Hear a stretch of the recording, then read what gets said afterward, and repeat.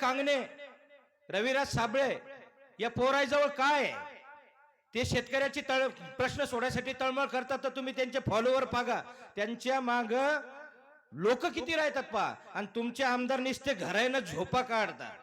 आणि मी जर भाषणासाठी गेलो, जर शेतकऱ्याची कळकळ त्या ठिकाणी सांगितली, मी शेतकऱ्यांना जगाव कसं आपण काटकसर कशी केली पाहिजेत, मार्ग कसे काढले पाहिजेत हे सांगितल्यानंतर माझ्या बापाचा नाही, मग आज्याचा वयचा शेतकरी ज्यावेळेस स्टेज जवळ येतो त्यावेळेस मी त्याला मानधन देऊन घरी येतो आणि रडत रडत घरी जातो. कारण आमच्याजवळ सत्ता नाही, आमच्याजवळ पैसा नाही, आम्ही काय करू शकतो.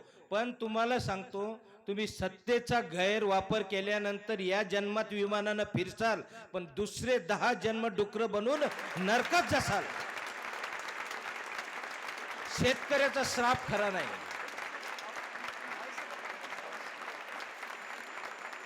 मी सगळ्या शेतकऱ्याला सांगतो की ही कर्जमाफी घेऊ नका, 1% 10 गुंठे इका, अर्धा एकर इका, पण ही भीक घेऊ नका.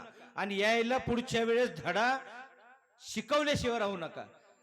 आणि याला जबाबदार फक्त तुम्ही मुख्यमंत्री साहेब, की तुम्ही सांगितलं होतं की 7/12 कोरा करू, आणि आता म्हणतात महात्मा फुलेंच्या कर्जमाफीची ज्यांनी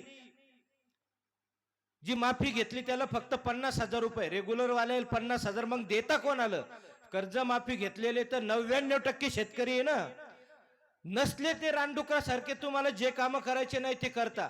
रानडुकरासारखे कोणते पण रस्ते उकळून टाकता तुम्ही, नवे करता. तुम्हाला कोणी म्हणत नाही हा रस्ता बनवा. आमच्या इकडे एक रोड चालला, फक्त अर्ध्या घंट्यानं तिथून काळं कुत्रं जातं, एखादी मोटरसायकल जाते, बाकी अजिबात रहदारी नाही. तरी तो रस्ता 10,000 कोटी रुपयाचा बनवून चालला. त्याचं कारण आहे तुमच्यासारखे, तुमच्यातलेच आमदार सांगा लागले की आम्हाला 35% कमिशन आहे.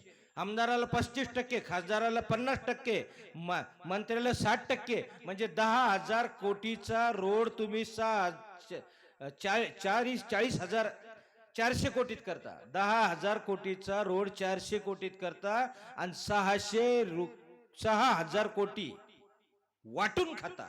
म्हणून तुम्ही हे रानडुकरासारखे रोड उकरून टाकता आणि शेतकऱ्याचे प्रश्न सोडवत नाही.